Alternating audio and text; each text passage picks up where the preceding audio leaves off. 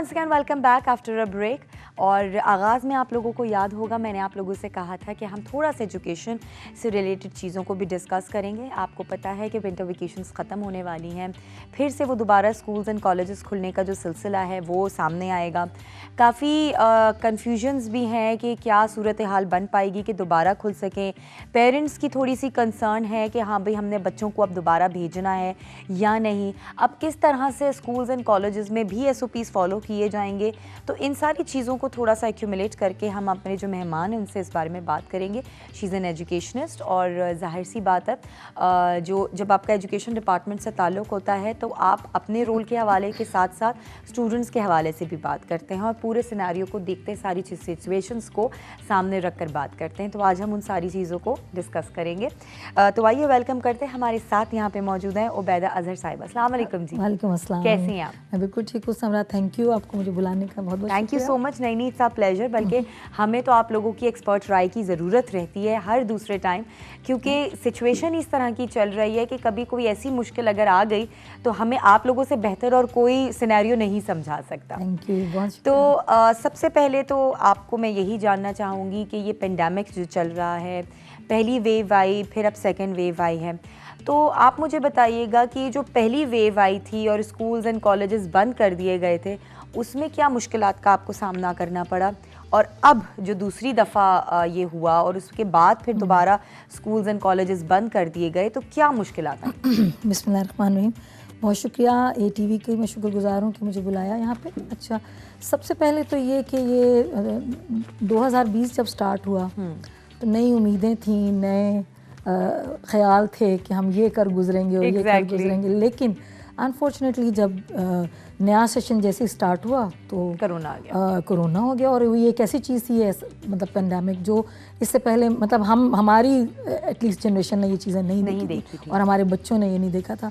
तो बस ये चीज़ आप यूँ समझ लें कि उस वक्त तो एक मतलब गैर यकीनी सी कैफियत थी कि शायद 1 महीने के लिए बंद हो रहे हैं स्कूल, शायद अभी मतलब उस वक्त हमारा टाइम पीरियड हमें लग रहा था कि जैसे ये कोई और हालात खराब हो रहे हैं, कुछ है तो 2-3 महीने या 1 महीना मैक्सिमम, मतलब उस वक्त कोई एग्जैक्ट टाइम नहीं पता और था। चूंकि एग्जैक्ट टाइम नहीं था, कोई आपको टाइम फ्रेम ना हो तो आप कोई प्लानिंग उस तरह से कर नहीं सकते।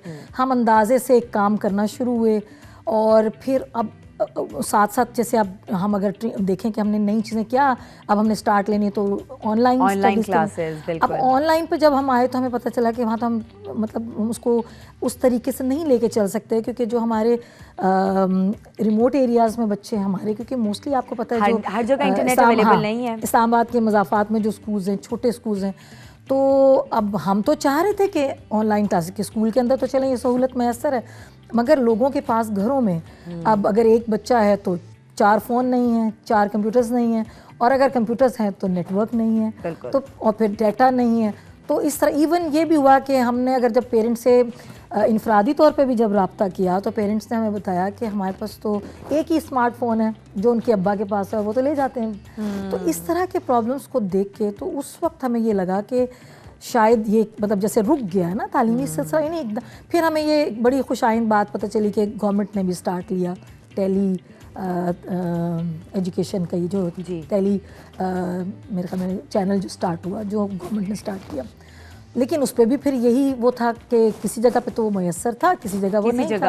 और फिर वही बच्चों की भी जैसे अब उनको लेके बैठना, उनकी क्योंकि बच्चे आपको पता है कि अगर कोई भी सुपरविज़न जैसे जो टीचर्स की सुपरविज़न के बगैर बच्चों में वो कंसंट्रेशन, वो फोकस नहीं कर सकते। बिल्कुल, और घर में अपने अम्मा अब्बा और घर वालों के साथ पढ़ाई का बिल्कुल एक मुख्तलिफ बिहेवियर होता है। तो वो अब माँ बाप के लिए बहुत बड़ा चैलेंज था। हम लोग तो ज़ाहिर है, हम लोग तो पेरेंट्स टीचर्स तो यूज्ड टू होते हैं, उन्हें पता होता है कि बच्चे आएंगे तो हमने उन्हें कैसे हैंडल करना, और बच्चे मतलब नो डाउट टीचर्स की बात को आंखें बंद करके फॉलो करते हैं। तो उस लिहाज से बहरहाल बहुत एक मुश्किल का सामना था, टाइम का नहीं पता था। हर महीने ये लगता था कि शायद अगले महीने में खुल जाएगा, हर महीने में, लेकिन ये है कि फिर हमने अपनी तरफ से पूरी कोशिश की कि हम उनको कुछ तो व्हाट्सएप ग्रुप्स बनाए गए, कुछ इस तरह से काम, लेकिन बहरहाल वो काम, वो टीचिंग या वो तालीमी सिलसिला उस तरह से नहीं जारी रह सका। जैसा एक आम तौर पे हम स्कूल में कर रहे होते हैं। अच्छा, एक और चीज़ पे आप एग्री करेंगी, ये तो हमने बात की बच्चों के हवाले से कि जी इंटरनेट की अवेलेबिलिटी या फिर बच्चों का फोकस करना, कंसंट्रेट करना, लेकिन ये टीचर्स के लिए भी तो बिल्कुल एक नई चीज़ थी कि आपने ऑनलाइन क्लासेस बच्चों के साथ लेनी है, आपने बच्चों को ऑन स्क्रीन जो है वो सारा वैसे ही पढ़ाना है जैसे आप नॉर्मल क्लासेस में पढ़ाती थी, तो कहीं ना कहीं आप लोगों के लिए भी तो मुश्किल हुई होगी। यही तो मैं आपको बता रही हूँ ना कि ये 2020 का जो साल स्टार्ट हुआ ये सब के पूरी दुनिया के लिए चैलेंजिंग था, लेकिन मेरे ख्याल में सबसे ज़्यादा जो सफ़र, मतलब एक तो आप वो माशी हालात को तो एक साइड पे रखें ना, जाहिर है, लेकिन ये जो एक काम करने का जो चैलेंज जो टीचर्स के सामने आया है ना, ये मतलब आपने काम करना है लेकिन उसका तरीक़ाकार बदल गया, बिल्कुल अलग। और इसमें टीचर्स की ट्रेनिंग, एक आपको पता है कि जो पुराने टीचर्स हैं जो ये गैजेट्स के बारे में नहीं जानते, जिनको टेक्नोलॉजी का इतना नहीं पता, जो एक कन्वेंशनल तरीके से पढ़ा रहे हैं, रवायती तरीका उनको पता है, और माशाल्लाह दे आर मास्टर्स। ये नहीं कि वो टीचर्स किसी तरह से कम हैं, लेकिन टेक्नोलॉजी का इस्तेमाल तो बहरहाल वो उनको नहीं आता। तो मैं आपको बताऊं कि ये वाकई एक बहुत बड़ा चैलेंज था टीचर्स के लिए, कि टीचर्स पहले तो खुद, मतलब हमने भी ऐसा किया कि पहले तो उन टीचर्स को सिखाया जाए जिनको नहीं पता, सही, और फिर उसके बाद वो शाम को जैसे वो क्लासेस भी लें, वो अपने वीडियोस बना के वो अपलोड भी करें।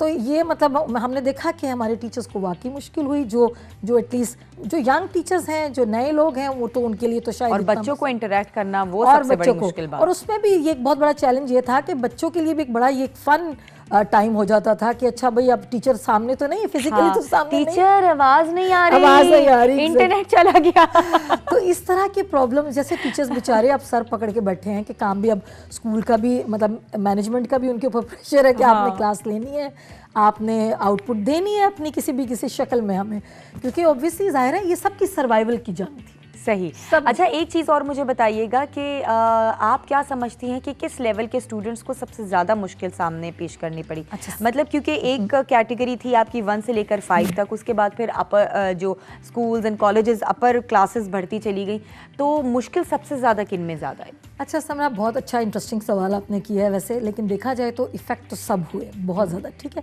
लेकिन अगर हम देखें छोटे बच्चों के लिए तो वो थोड़ा चैलेंजिंग पेरेंट्स के लिए था, क्योंकि पेरेंट्स का ये होता है कि वो अपने बच्चों को ऑब्वियसली उस तरह से नहीं, जैसे क्योंकि टीचर की बात तो बच्चे मानते हैं और वो उनसे जो भी काम कराना चाहे, भले डर की माने पर मानते हैं और थोड़े टाइम में वो काम। अब पेरेंट्स के लिए बड़ा मुश्किल है, उनके लिए तो ये तो कि अच्छा एक लाइन भी शायद पूरा दिन लग जाए, वो बच्चा तो नहीं उनकी बात सुन रहा। तो ये पेरेंट्स के लिए बहरहाल छोटे बच्चों का, यानी हमने जो अभी तक कंप्लेन, बड़े बच्चों के और तरह के प्रॉब्लम्स थे, यानी उनके लिए तो एक फ्री टाइम हो गया ना कि अब भाई पेरेंट्स को कह दिया कि हमारा तो आएगा जब हमारा लेक्चर होगा तो हम सुन लिया, या हमने सुन लिया, या हो सकता है कि वो ऑनलाइन आके तो फिर बीच में से ऑफलाइन हो जाए और अपना काम करते रहें, तो वो तो एक अलग तरह का प्रॉब्लम। लेकिन ये कि अगर सीखने सिखाने पे बात की जाए तो छोटे बच्चों ने बहुत प्रॉब्लम फेस। एग्जैक्टली, क्योंकि उनका जो याद करने का होता है, अगर वो एक दिन भी मिस कर जाए तो वो फिर वो उनको रिकॉल कराना बड़ा मुश्किल हो जाता है। बच्चों की शॉर्ट टर्म मेमोरी होती है, आप जिस चीज़ की प्रैक्टिस छोड़ दें करानी,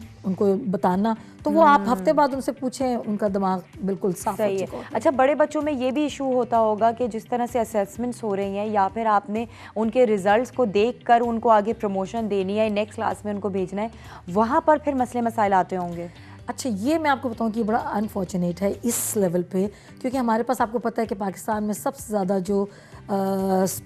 जो है अफरादी कुव्वत जैसे हम कहते हैं, या ज़्यादा जो हमारी आबादी है वो हमारे टीनेजर्स की, आपको पता है, और हमारे टीनेजर्स मतलब ये एक एसेट है हमारे मुल्क का।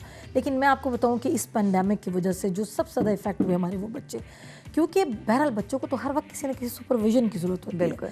तो उन बच्चों का बहरहाल टीचर्स ने अपना रोल प्ले किया, पेरेंट्स भी अपने हत्तल मकदूर उन्होंने कोशिश की कि उनको सब तरह की सहूलियात मतलब मिले बच्चों को, ताकि लेकिन बच्चे मतलब कुछ बच्चे तो वाकई सीरियस थे पढ़ने में, लेकिन कुछ बच्चों के लिए एक फ़न टाइम हो गया, उन्होंने इस चीज़ को।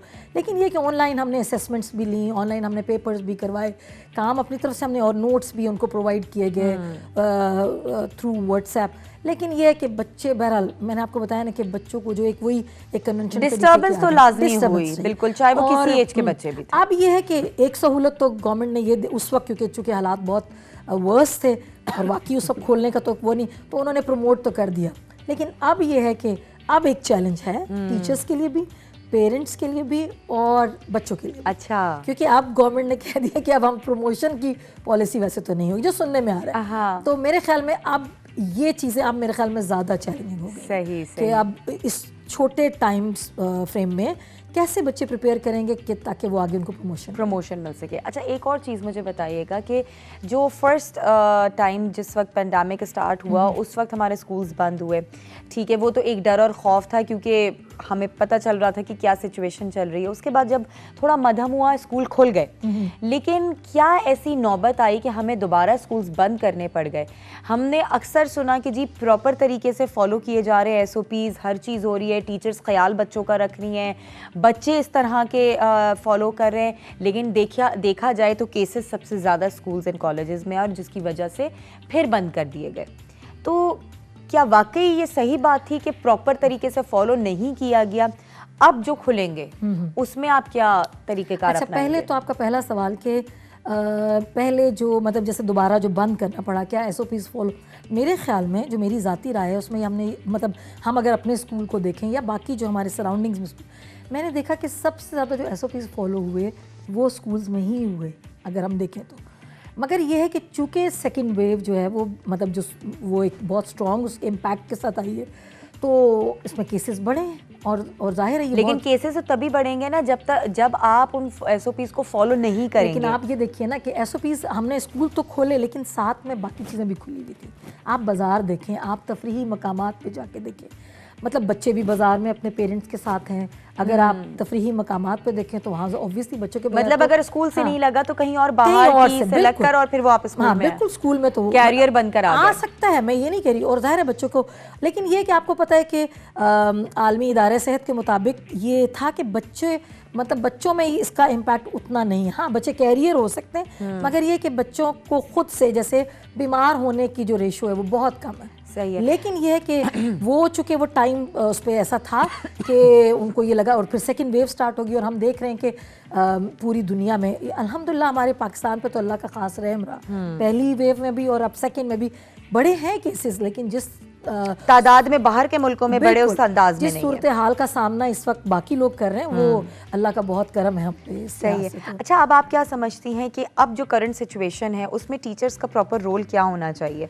क्योंकि अब काफ़ी अरसे से अब आप लोग सब कुछ देखते हुए आ रहे हैं, काफ़ी कुछ आप लोगों ने सीख लिया, आप चीज़ों के लिए प्रिपेयर भी हो गए। अब जो नया सेशन होगा जो इंशाल्लाह विंटर्स की वेकेशन के बाद खुलेगा, तो फिर आप क्या समझती हैं कि टीचर्स का क्या रोल होना चाहिए? टीचर का हमेशा बहरहाल टीचर का एक बहुत इम्पोर्टेंट रोल होता है और अब रहेगा भी, और मेरे ख्याल में अब तो उन पे और डबल ड्यूटी उनकी हो गई कि अब जब खुलेंगे तो ऑब्वियसली जब बच्चे आएंगे तो वो एक तो वही कि वो फोकस करने की जो उनकी वो जो सलाहियत है उससे वो वैसे ही थोड़ी कम हो चुकी है, कंसंट्रेशन उनकी कम हो चुकी है। अब बच्चों को सबसे पहले तो मोटिवेट करके उस लेवल पे लाना कि वो उनकी बात सुने, ठीक है, और फिर उसके बाद वो जो एक चैलेंज हमारा जितना कैरिकुलम या सिलेबस है या जितना हमने हिस्सा रखा हुआ है कि इसको क्वालिफाई करके ही बच्चे आगे जा पाएंगे, तो फिर वो चीज़ें उनके साथ उनको लेके चलना। अच्छा। तो टीचर्स का अब ये है कि अल्हम्दुलिल्लाह वैसे बेशक स्कूल बंद रहे मगर टीचर्स ने अपना काम नहीं छोड़ा, वो किसी न किसी हवाले से बच्चों से इन टच रहे, वो किसी न किसी हवाले से बच्चों की इम्प्रूवमेंट के लिए काम करते रहे, और फिर उसके साथ उन्होंने अपने आप की भी तरबियत की। सही। मैंने आपको कहा है कि जितना इस दफ़ा सीखा गया है इतना कभी भी नहीं मेरे ख्याल में। जो एक रवायती तरीका होता है टीचर्स की ट्रेनिंग का वो तो था, मगर इस दफ़ा तो इसके अलावा और एडिशनल ट्रेनिंग आ गई, मेहनत और बढ़ गई। बिल्कुल, और अब तो माशाल्लाह मेरे ख्याल में टीचर्स आर मोर कॉन्फिडेंट। अब आप देखिएगा कि मेरे ख्याल में अब क्योंकि टीचर्स को हर वक्त ये धड़का लगा कि शायद फिर दोबारा कुछ इस तरह का ना हो, तो मेरे ख्याल में अब वो ज़्यादा इक्विप्ड होके, ज़्यादा ट्रेंड होके जब वो क्लास में जाएंगे तो इंशाल्लाह मतलब हमें तो वैसे भी बीइंग मुस्लिम पुरुमीद होना चाहिए हर वक्त, और हम पुरुमीद हैं। मुझे लगता है कि इस दफ़ा टीचर्स बहुत अच्छी परफॉर्मेंस करेंगे। दैट्स रियली ग्रेट, बहुत बहुत शुक्रिया उबैदा जी, एंड बेस्ट ऑफ लक कि अब इंशाल्लाह जो नेक्स्ट ये सेशन खुलेगा तो अब सारे SOPs फॉलो हों, टीचर्स की जो जिम्मेदारियां हैं वो टीचर्स सारे प्रॉपर निभाएं, स्टूडेंट्स जो हैं वो प्रॉपर SOPs का ख्याल रखें ताकि और मज़ीद ये केसेस ना बढ़ सकें और आप लोगों की जो एजुकेशन एक दफ़ा बीच में रुक के चल रही है वो स्मूथ हो जाए। Thank you so much.